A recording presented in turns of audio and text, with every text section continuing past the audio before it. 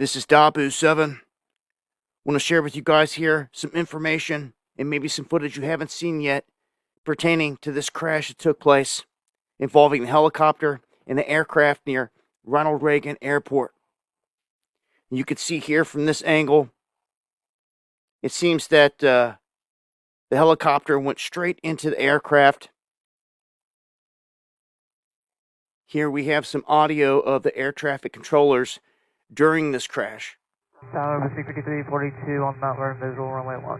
Pushing 5342, Washington Tower 1 star 320 17, gust 25, you check runway 33. Pushing 5178, left turn is Sierra ground 17. Left Sierra ground 17, 517. Then we have the curious case of why was this aircraft, and this is the helicopter, even though it's shaped like a plane, why was it flying erratically and just barely missing all these other flights? Raises big time questions. And normally they show as a helicopter on here, if it's a helicopter, but this time it's showing as a plane for some odd reason. You can see where it comes down into the fold here right next to the airport, and this is where the crash ends up happening.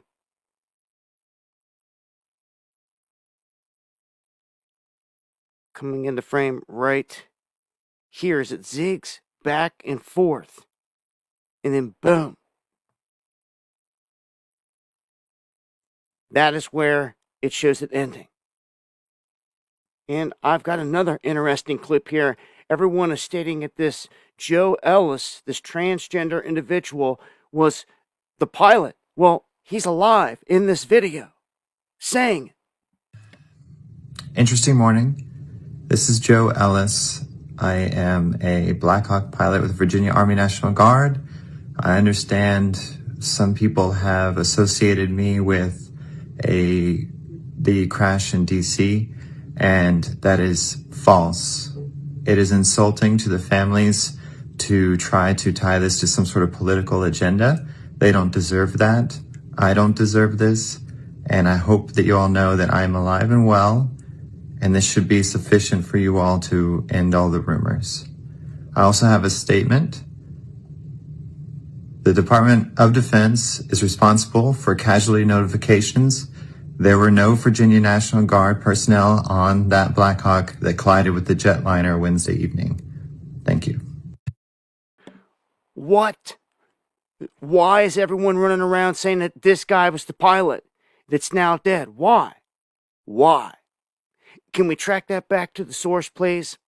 Okay. Now, why was this pilot flying erratically over all these areas until it ultimately crashed into the plane? A lot of questions still remain with this one, but I wanted to get this out there, let you guys see what's going on with it. News that's coming in from the United States of America. It's the US President Donald Trump who's now threatening the BRICS countries once again. Donald Trump in a statement has said there will be 100% tariff imposed on them if they try replacing the dollar. No new BRIC currency should be announced. Donald Trump said new currency will be equivalent to a 100% tariff and a goodbye to America. So this is a statement coming in from Donald Trump. Now the BRICS nation, they are seeking to trade using local currencies, which means that they are challenging the US dollar dominance. The group's expansion is actually seen as a counter to the Western interest, especially amid all the global tensions that we are seeing.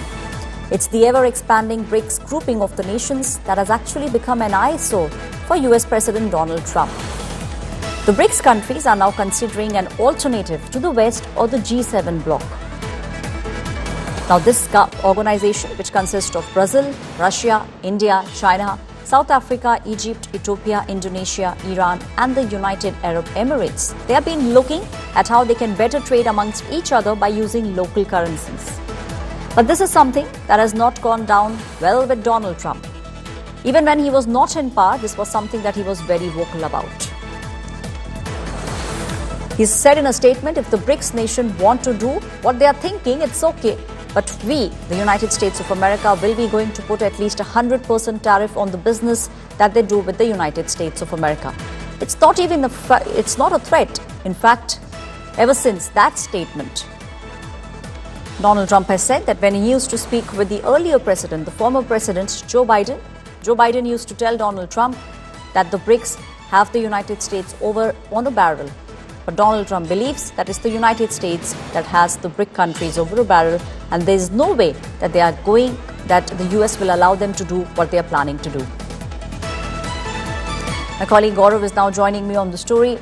Gaurav, we are seeing, in a veiled manner, Donald Trump is threatening the BRICS country because the ever-expanding BRICS is now looking at doing trade using local currency. So that's something that President Donald Trump, Gaurav, has been pointing towards and is saying that you can say goodbye to America and you can be seeing 100% tariff. Donald Trump, the U.S. president, is very clear there will not be de-dollarization in international trade. Remember, countries like China and Russia, for example, they are trying to deal and are dealing straight in yuan and the Russian currency ruble. They have been trying to de-dollarize. China is increasingly use the RMB or their currency increasingly in trade with multiple countries. But America has warned against this de-dollarization. As far as India is concerned, and India is one of the founding members of the BRICS, India had made it very clear there is no move to bring a BRICS currency. It was an idea, that several countries had toyed with, BRICS countries had toyed with, but India is not on board the same, process. External Affairs Minister Dr. S. Jaishankar had also made that very clear. But Trump's warning is very sharp, very clear, and is repeatedly saying that do not attempt to de-dollarize, because do keep in mind, Aishwarya, that would also adversely impact the American economy in case there is de-dollarization. And after the Russia-Ukraine war, when Russian dollars were frozen, and there was an international freeze on Russians holding dollars, that was when this move increasingly gathered pace. But America, especially under Trump, is opposing this extensively, Aishwarya.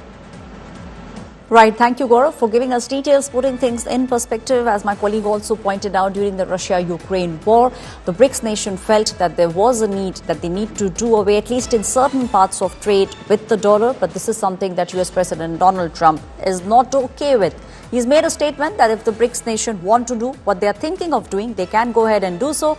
But they need to keep in mind that they will be imposed with a 100% tariff, and in some ways it will be a goodbye to trade with the United States of America.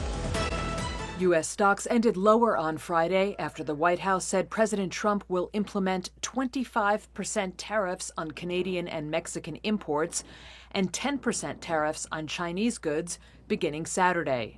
The Dow lost 0.75%, the S&P 500 shed 0.5%, and the Nasdaq dipped more than 0.25%.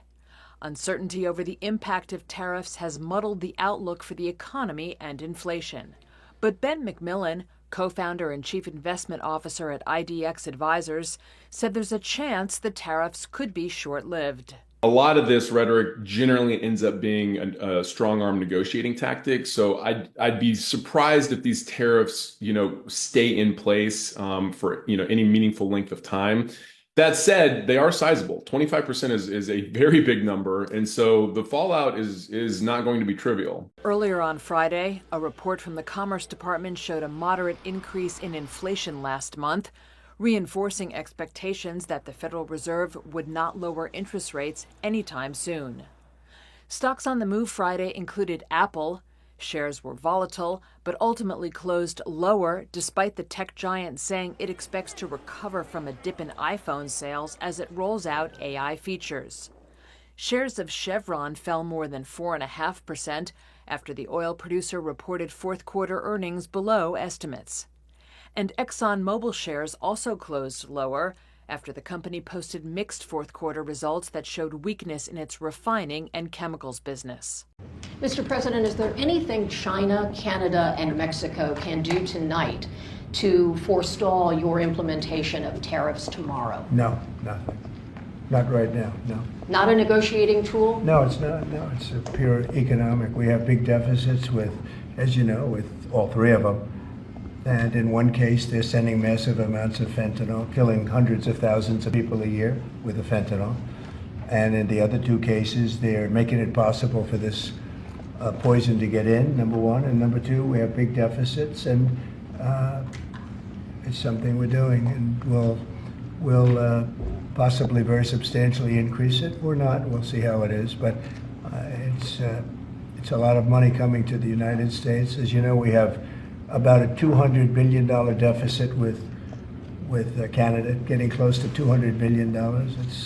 They've treated us very unfairly. And I say, why should we be subsidizing Canada? It's wonderful. I have so many friends in Canada. It's a great place. Is there a concession But, you're looking for, sir? No, we're not looking for a concession. And we'll just see what happens. We'll see what happens. And with Mexico, it's the same thing. We have a $250 billion deficit, and we have a lot of people coming into the border, and now we've largely stopped that, but we've stopped that ourselves. I think they've done a fantastic job. You've seen the numbers, they've dropped to almost zero. But we've suffered under the past administration for years and years. We've suffered with millions of criminals coming into our country. Criminals, people from jails from all over the world. They come through Mexico, and they come through Canada too. A lot of them come through Canada, and a lot of fentanyl comes through Canada, and China makes the fentanyl. China makes the fentanyl, gives it to Mexico, puts it through Canada, puts it through different places, mostly Mexico, but also a lot through Canada. And so all three haven't treated us very well. Will tomorrow's tariffs include oil? What? Will tomorrow's tariffs be inclusive of Canadian crude? I'm probably going to reduce the tariff a little bit on that. We think we're going to bring it down to 10% on the oil. So it's 25% on the Canada side. Mr. President, are these tariffs stacking on top of already existing tariffs? Or Yes, this will be the total? on top of whatever may be existing. Buenos días a todos, a todas. Siempre vamos a mantener el diálogo. Es fundamental en la relación entre México y el gobierno de los Estados Unidos. Ya hay esta mesa de diálogo. Y tenemos plan A, plan B, plan C para lo que decida el gobierno de los Estados Unidos. Ahora es muy importante que sepa el pueblo de México que siempre vamos a defender la dignidad de nuestro pueblo, que siempre vamos a defender el respeto a nuestra soberanía y un diálogo como iguales, como siempre lo hemos mencionado, sin subordinación. Vamos a esperar, como siempre he dicho, con la cabeza fría. En Veracruz, la radio. Sabe dizer que não vai dar dinheiro por IMF é uma regressão. The exclusive benefit of other countries.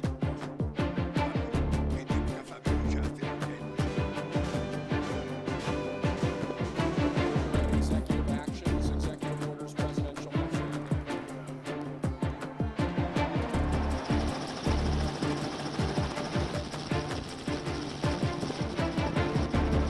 Many people at home, they are wondering how these tariffs could affect their household. So we are breaking down what items at the grocery store could spike, what this could mean for gas prices, and how soon we could see prices climb when these tariffs take effect.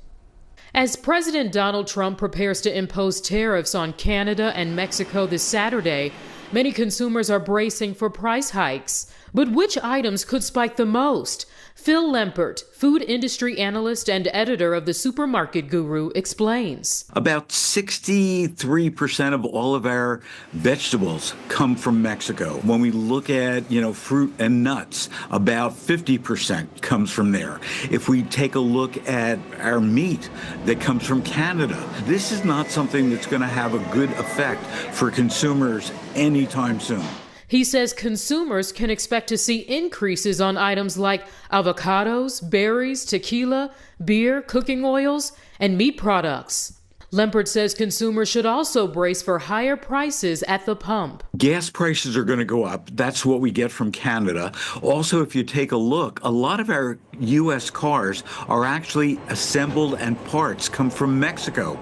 So we're going to see the price of cars go up. There may be people at home thinking, today is the day I've got to rush out and get all of my groceries. Got to fill up on gas now because it's about to go down. What would your response be to that?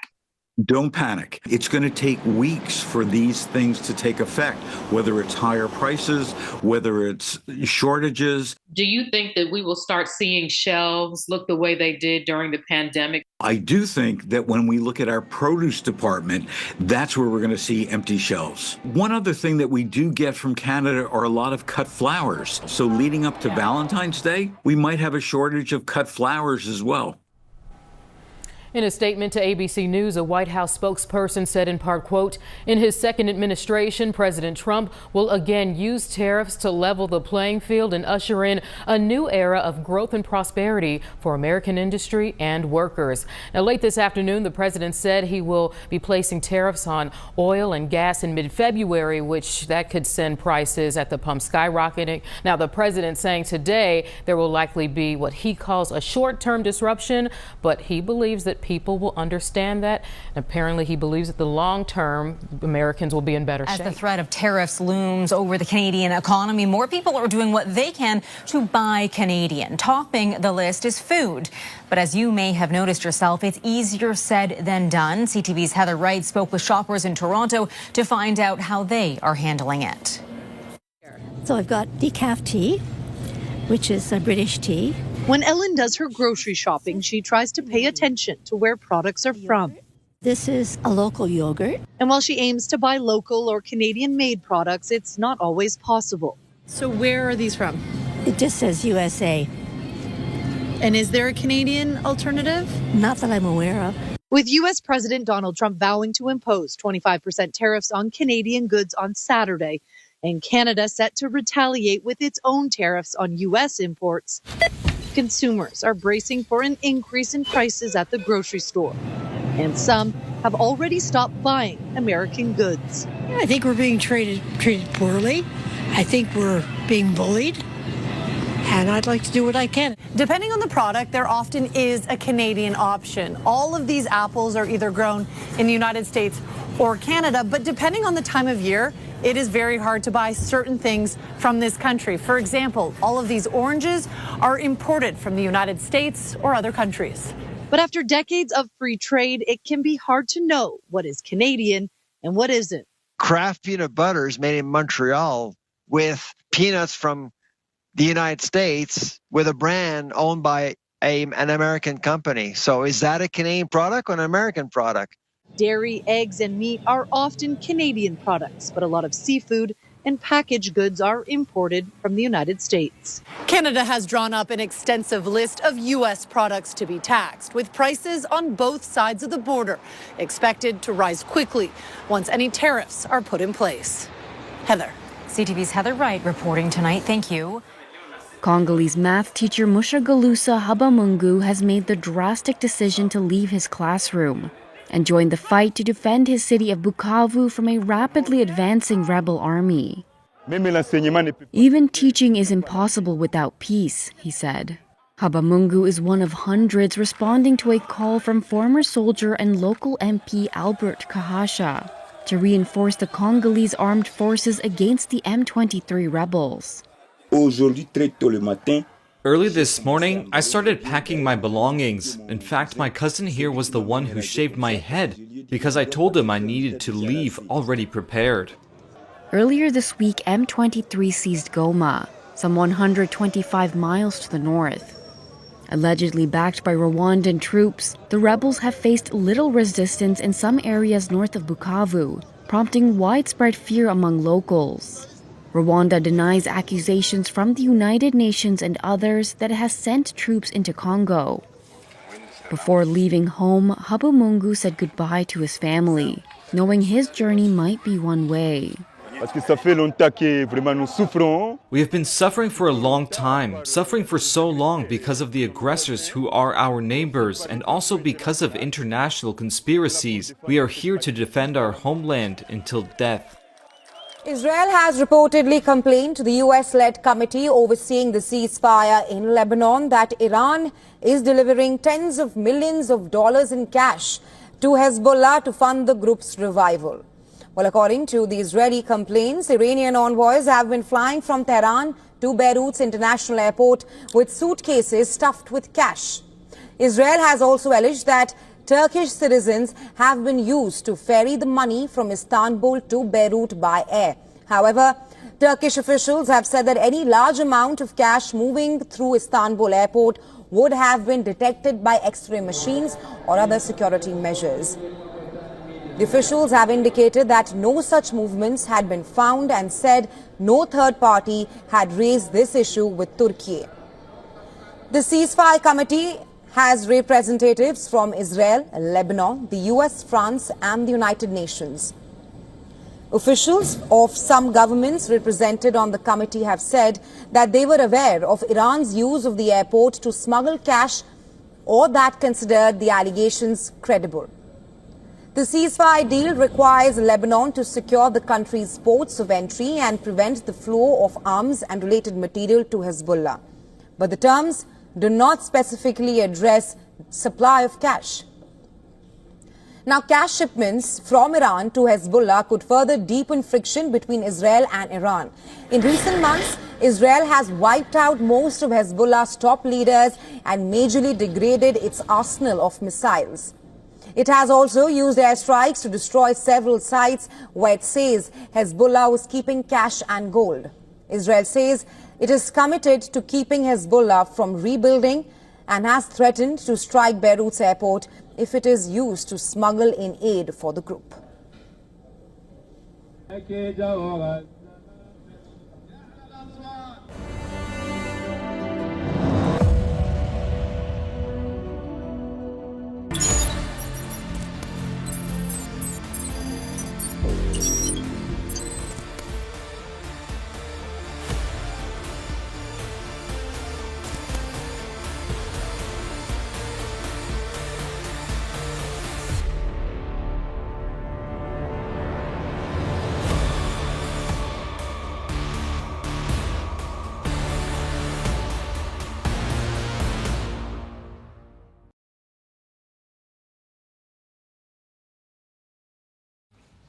China is preparing for war. It is building an entire city for this purpose, about 30 kilometers southwest of Beijing. A new military complex is coming up. They're calling it the Beijing Military City. Construction is already underway, and like most things Chinese, the scale is dramatic. It's a massive facility, some 1,500 acres in size, that is 10 times bigger than the Pentagon. The Pentagon, as you would know, is the headquarters of the U.S. Defense Department. It is effectively the American Defense Ministry.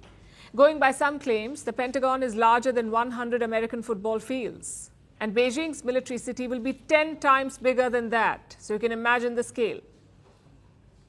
This is said to be the world's largest military command center, and it's going to be an underground facility complete with large and hardened bunkers and deep underground tunneling. Heavily reinforced concrete is being used for construction. They say it will be a foolproof facility, one that can survive even a nuclear attack. China is making sure of that, of surviving nuclear attacks and strikes from powerful American weapons, weapons like the famous bunker buster munitions. So this facility would have everything that the Chinese military and its commander-in-chief Xi Jinping may need. He could practically run a war out of there. Observers agree with this assessment. They say this complex is set to become China's wartime command center. It can replace the existing Western Hills complex. That's a Cold War era facility. It is China's existing wartime headquarters. This one is near Beijing. So why does China want a bigger complex now? Because it wants to be seen as a major military power. It wants an office that fits the description. So construction began last year. Reports say there are 100 cranes working at the site, 100 cranes. There are warning signs around it. Photographs are not allowed here, nor can you fly drones near the site. Access to the area has been completely blocked. Checkpoints have been installed to restrict the movement of people. This is an area through which people used to go hiking, but now those routes have been shut. China has been actively trying to hide this project, but now it's all over the headlines, which should not be surprising. Because when you're building a facility that is 10 times bigger than the Pentagon, someone will eventually find out. This project, its size, scale, and scope, reflects China's military ambitions. Beijing wants to challenge America's military might. China already has the world's biggest military, with the highest number of active military personnel. The PLA has 2 million active troops.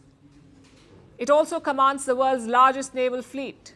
China is closing the gap in the air as well, with new 6th-generation fighter jets. It is also expanding its nuclear arsenal. Beijing is building more nukes.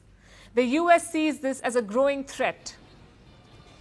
It predicts that China will have 1,500 warheads by 2035, which is the same number as the United States. And this new facility is part of those same military upgrades. It was a missing piece for the PLA. It will serve as a centralized hub with new and advanced command and control systems. Military operations can be coordinated from here, that too across different branches of the PLA, as well as the theater commands. More importantly, if there is a nuclear attack, this facility will protect China's leadership. Now, we don't know what kind of arrangement they already have in place for something like this, but nothing comes close to the size and scale of the Beijing military city. It is large enough to protect the entire command and control structure of the Chinese state. And it is China's rivalry with the United States that is driving this project. But India should not ignore this either. It cannot ignore China's rapid military advancements. Unlike the US, India's military challenge from China is more immediate. India shares a border with China, a disputed border which witnessed a military clash barely 5 years ago. India must take note of China's build-up and plan aggressive military upgrades. Perhaps tomorrow's budget will address this urgent need. We have yet to see detailed analysis and reports of the Quinn model, but reasonably this week, as you know, is Lunar New Year, and many Chinese companies have the past week off. But clearly, Alibaba is scrambling for newsworthy sort of announcements now that DeepSeek has released its model right before the Lunar New Year break. So we will apparently more Chinese companies we should expect them to make similar announcements or release their models. But the technical details, we haven't yet seen detailed analysis of it. Why has DeepSeek caused such a stir, including on the stock market? One of the biggest sort of changes that DeepSeek has brought to the market was that training AI models, especially large language models, has become much more energy efficient, has become cheaper. According to DeepSeek's own technical reports, the final model training cost only around $5.6 million US, and that is, compared to the usual sort of training cost, according to companies like Anthropic, the value is normally around $100 million to $1 billion US, and that is coupled with the fact that DeepSeek isn't even using the most advanced chips from NVIDIA. As you know, the US government has imposed export controls on NVIDIA's most advanced chips.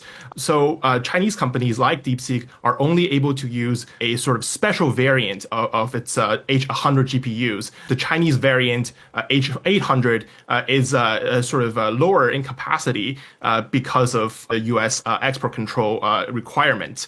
In other words, the Chinese company was able to use fewer GPUs and in many ways less advanced GPUs to train the same type of large language models like the ones that OpenAI and Anthropic and Google have. And what do you think are Beijing's views on DeepSeek and also Washington's, and how they compare when it comes to views on Chinese censorship as well?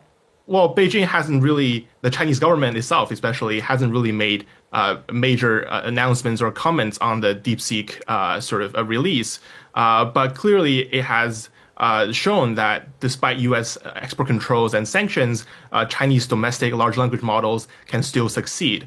And, President Trump, along with many other Washington, D.C. Government officials are reasonably worried about the development of Chinese AI. And I think the U.S. tech sector itself was very much underestimated the development of Chinese AI. Tian Yufeng, thank you so much. Thank you very much for having me. Breaking news from Washington, where as part of President Trump's pushback on diversity and inclusion initiatives, NBC News has learned that the Defense Intelligence Agency has ordered a pause on all events related to MLK Day or Black History Month, which we should note begins tomorrow. Joining us now with more, NBC News senior White House correspondent Kelly O'Donnell, Atlantic staff writer Ashley Parker, and Aaron Haynes, editor-in-chief at the 19th. So, Kelly, this follows a string of anti-DEI initiatives and messaging from the White House. What's this one about? Well, certainly what we're seeing is that in this particular agency, the Defense Intelligence Agency, there is a memo that has been distributed to staff members making clear that the agency will not support any celebration, commemoration, events associated with Black History Month, Martin Luther King Day, and so forth. Now, Martin Luther King Day is enshrined in federal law as a federal holiday, so it's unclear what that means in terms of how that would be observed. Federal workers do not have to come to work on a federal holiday, to state the obvious. So one of the questions we hope to learn more about is how widespread is this approach? President Trump has been very clear in his public statements and in his use of various instruments with a pen, meaning a memo or an executive order or the various things that we've been seeing him sign since he came into office, very clearly saying that he wants to root out DEI programming and hiring-related practices and so forth. And as he has described it, he wants the best people regardless of what they look like or how they speak or how they live. And so is this a broad policy that will affect all parts of the federal government, or was this the interpretation of a given agency to be in alignment with the White House? Part of what this new Trump administration has been trying to do is to get the federal workforce to be in step with President Trump's priorities and his view of how the federal government should operate in a broad array of areas, and included in that is handling matters that deal with diversity, equity, and inclusion programming. And they have rooted out those programs for funding to say those will no longer be funded. But things like Black History Month, which are celebrated in many different contexts, in workplaces, in communities, and so forth. So we have more questions here about what does this mean and how will the federal workforce note what have been longstanding practices in American culture to honor Black History Month and other kinds of initiatives that lift up parts of our large community, whether it's persons with disabilities, whether it's women's issues, the whole array of things. But at the moment, because as you point out, February 1st begins Black History Month, how will it play out on the federal level? That's part of what we're trying to pursue. We have evidence now of an agency saying no activities, and we want to find out how broad it is.